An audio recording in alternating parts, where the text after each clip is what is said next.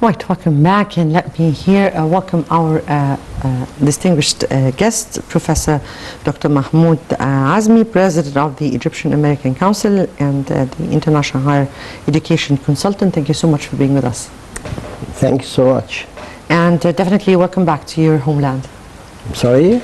Welcome back to your homeland. Oh, of course, it's our homeland and it's our place where we feel comfortable, where we feel very easy to go around and get everything done.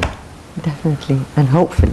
Yeah. So wide-ranging of topics were discussed during the fourth edition of this conference, the Conference for Expats, and definitely many issues were discussed. From your point of view, how important were the topics that were discussed, and how important was the importance of making expats aware of what their country is passing through? Okay, first of all, it was a very important conference. It was 12 sessions, but it was in one day. It was very hectic, not for us as much as it is for the officials who attended and gave all the time to explain everything to expat and answer their questions. Just one thing I would like to differentiate before we start.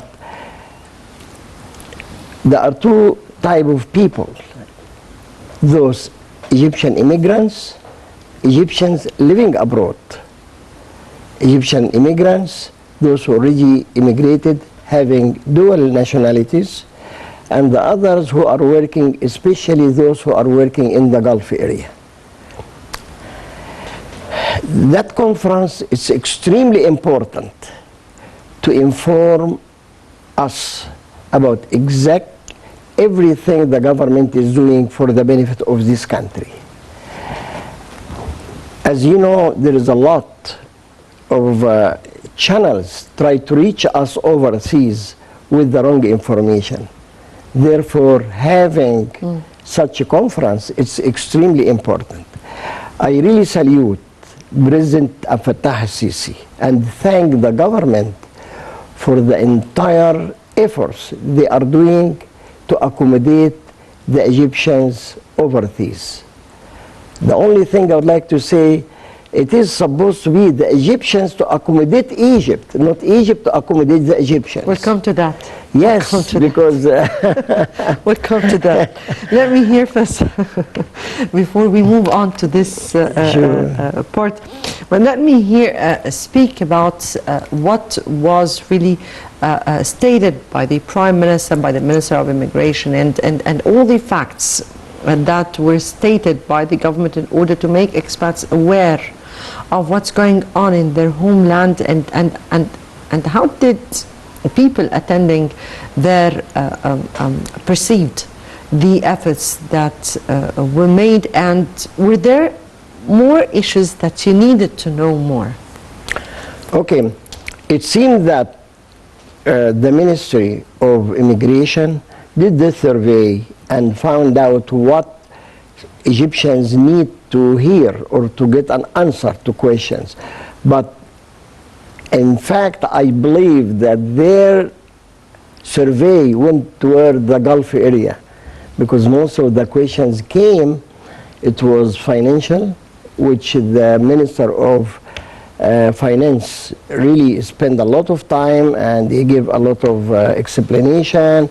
The chairman of Cairo Bank, I think Cairo Bank. Central Bank of Egypt, you mean? I'm sorry? The Central Bank of Egypt. Central Bank? No. Cairo Bank. Okay. Okay, and the Investment Bureau, the chairman of the Investment Bureau, they spoke thoroughly about all financial issues. And they got an answer, got questions from people, and they answer. Also, they got Dr. Reda, the Minister of Education, who was there to answer some of the questions and explain some of the problems which people overseas facing, the Egyptians, and how it worked out for them. And they also got the chairman Secretary General of the Supreme Council of Private Universities. He also spoke about that. The Deputy Minister, Ambassador, he also spoke about the educational issues. Minister of Culture, she came, she spoke. There were a lot of issues, but unfortunately, which is really, again, I'm saying, most of the people were giving a chance to speak were from the Gulf area. Especially, and I think based on President Sisi's initiative that to give a chance to the youth, to the young people, they were giving a chance to them. Most of them, it was a very personal issues. Everyone has a problem and want the government to work it out for him, to solve it for him. Me personally, with the Egyptian American Council, when President Sisi came out with the greatest initiative to improve the higher education and the education in Egypt, we already gathered a group of scientists and the scholars, and you believe it or not, not all of them are Egyptian immigrants. Some of them are American, non-Egyptian Americans. We'll also speak about this scholars and we how have to we continue can really for them. take from the experience of you and the assistance of our Egyptian experts living there. Let me here comment at what you said at the very at the beginning of this answer. Yes, there was a chance for youngsters who are living particularly in the Gulf area, and I guess it was it's just a message that we're open to all the problems that are facing our people outside, and that maybe we're trying our best.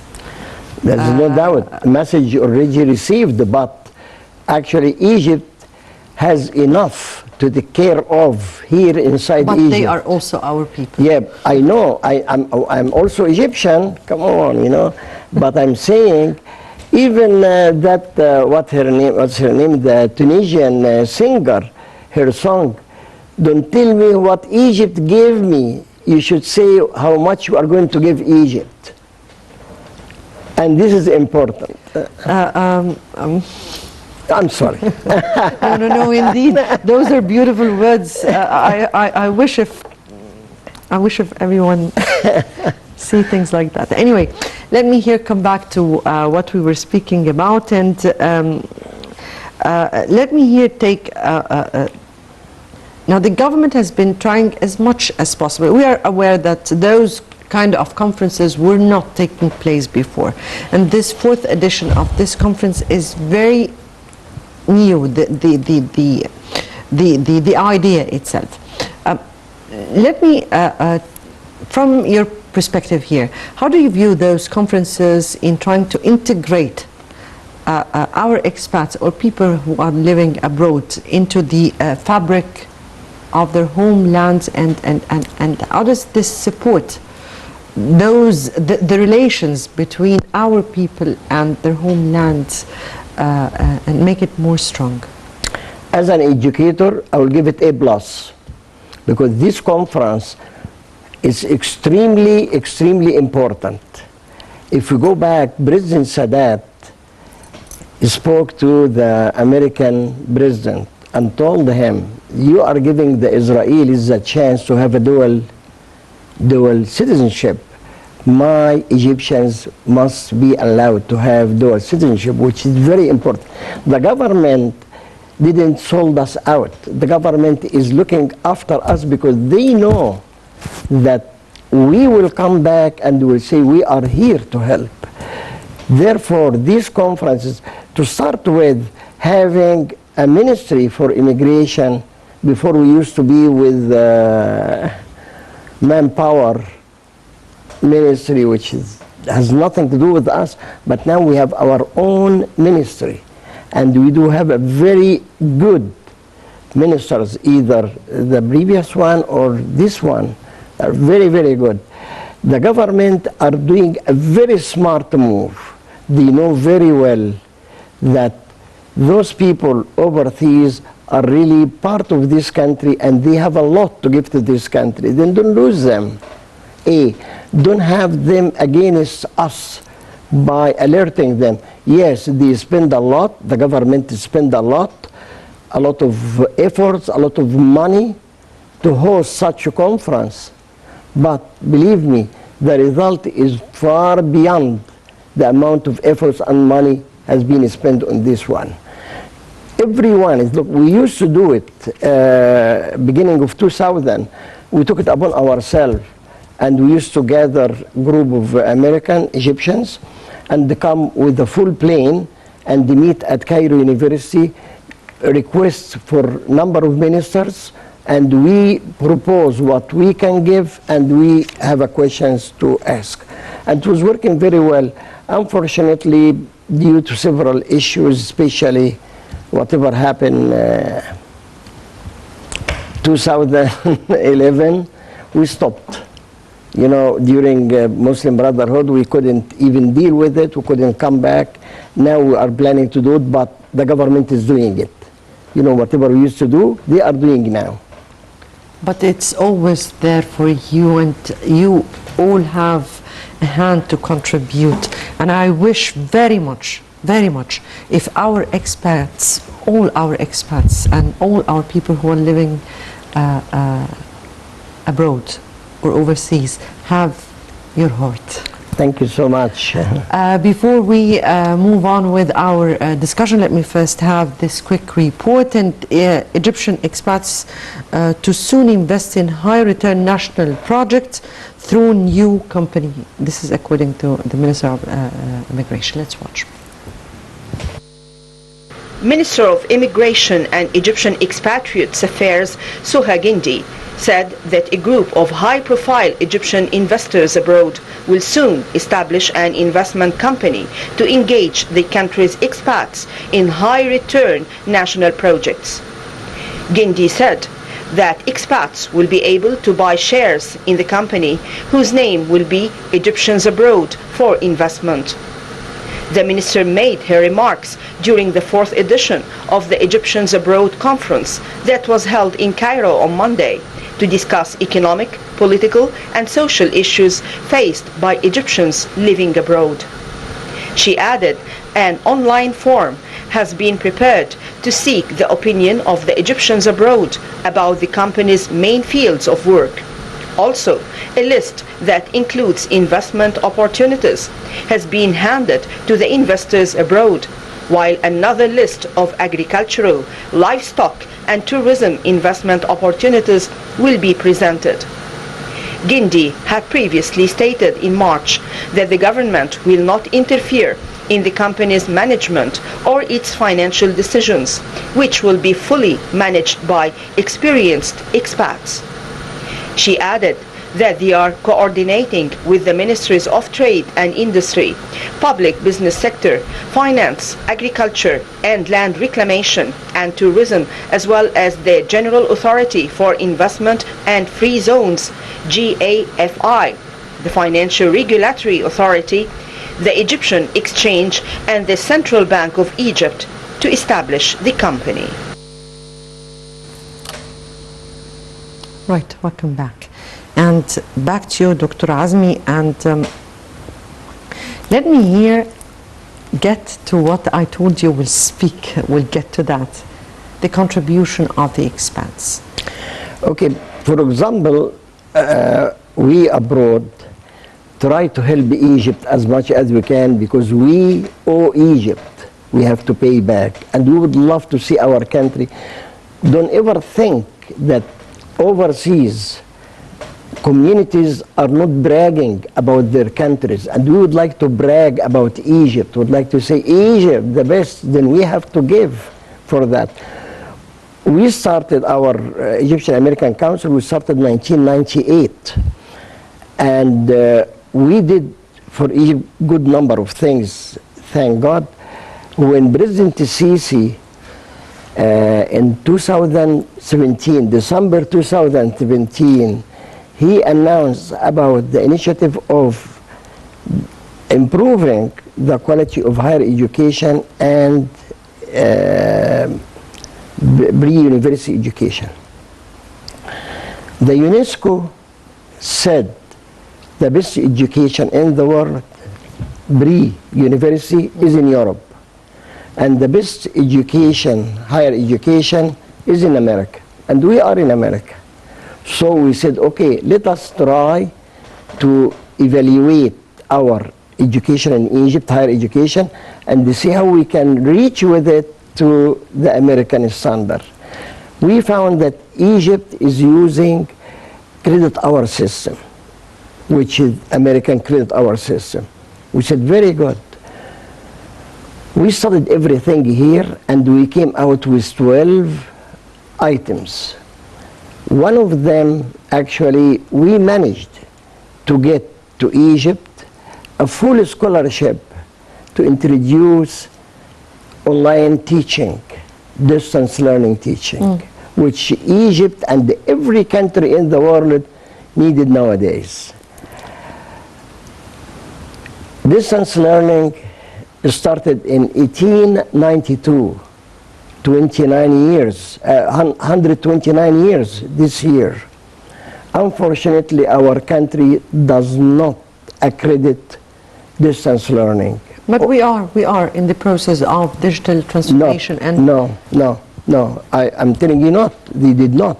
In fact, they did, during the COVID, they did kind of distance learning, but it's not accredited. What I'm saying here is that we are in the process, since the whole country is transforming into the digital era, or we are trying to be totally the new digital. I will agree with you. We are starting with the process. Okay, I will agree with you, but explain to me one thing. We got a full scholarship, zero money to be paid to develop the entire. When was that? 2018, January 2018. Okay. Went to the Minister of Higher Education, Dr. Khaled Abdel Ghaffar. Where it is? In the drawer. We never heard of it. 5 years now. This could have been established the system. Okay, I'm not being negative. Yes, I'm trying to help, you know. I'm trying to help. But there is one other thing. Yes. Submit it once again. Okay, those days. Oh, okay? I submit. We tried to Maybe submit. we were not we tried to prepared submit. then. We tried to submit the entire project, this conference, but unfortunately, due to many of young people were raising their hands, and the minister gives them. But you can set appointments with the authorities, and definitely. Well, to be honest with you, would love that. Okay, you. I would love that if you help us, because it will not work. It's not working. Another thing which is extremely important. By the way, if I will try to help, then I am just putting that into the hands of authorities. I hope so. I hope we can hear from one of them. One other thing which we have it, which is extremely important, which we call the National Accreditation Agency in Egypt, which accredit all the universities. National Authority for Quality Assurance and Accreditation for Education. This one accredit every university in Egypt. We checked in the United States and we found it is not accredited or approved in the United States. And we are willing to help improving this kind of organization, yes, to reach whatever they do. Definitely, education is really absolutely what we are seeking, particularly those days, because education has a lot to do with the development of our country. What, from your point of view, should be the priorities of the countries in cooperation, in cooperating with our expats, especially in the investments area? Investment, whatever it was said in the conference, actually gave a good feeling about everyone who trying to invest in Egypt can come and do it. Okay, There's no doubt. However, we see the country is extremely going toward the excellence, the best. They are moving very fast and going to do very good. That gives us security to do anything for the country blindly. We're all hopefuls. We hope. We're all hopeful. In reference to, inshallah, whatever, to be honest with you, we all salute and admire President Sisi because whatever he is doing is a bravest projects, which if you look at it, for example, improving the higher education, you don't see the result in a few years. It takes a long time. And that tell you one thing, that this gentleman is not looking for political accomplishments. No, he is sincerely doing something for Egypt. And everyone should get together and do it. The priorities is education, A. B, education, C, education, and after that comes everything. If you'd like to have Education education should be A and B, but also there is the daily bread. I'm sorry? The daily bread. I'll tell you one thing. There is a lot other things I'm going to tell you. But what I'm saying, you'd like to have a strong country, have a strong education. Definitely, definitely. I only have here 1 minute left for me, and in that My bad luck. Our bad luck. My bad luck. What message do you want to send from here? Thank you so much, President Sisi. Thank you so much, Minister Soha, for all the efforts you are doing. And please, please, believe in one thing. If you extend your hand to us, we are running forward to come here and help Egypt. One other thing, I'm seeing two issues. The Supreme Council of Higher Education, which President Sisi is initiating now, we would like to be part of it for one reason, because we have more experience from that end, which Egypt want and need. A. B, the national dialogue. We would love, of course, to be part of it if it's possible. Definitely, definitely. Because I heard, you know, no one reach us, and we are available. Definitely, we are available. Right. These were your message. I have to end it here, and hopefully they will be all. Thank you so much. It's my great pleasure to be here. And I really appreciate giving us a chance. Unfortunately, time is not enough, but... Yes. Professor Dr. Mahmoud Azmi, President of the Egyptian American Council, International Higher Education Consultant. Thank you so much for being with us tonight. And again, welcome to your homeland. Thank you so much indeed. And I really appreciate it. Thank you. Thank you so much. And dear viewers, I guess that brings us to the end of this episode. Next debate would be on Sunday with important other topics. Good night.